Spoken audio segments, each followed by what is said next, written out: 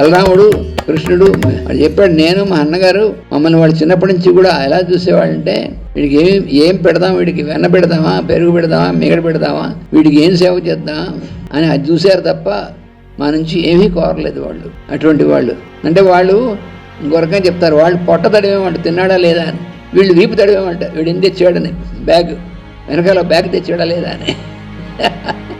అప్పుడు రుక్మిణి వాళ్ళు అంటారు, మేము ఎంత చేసినా మీరు ఎప్పుడు ఆ వాళ్ళ గురించి ఆలోచిస్తూ ఉంటారు, ఎవరు గోపికలు అక్కడ ఉన్నటువంటి వాళ్ళ గురించి అని అంటాను. అవును, వాళ్ళు ఆ పురుష మీదనే.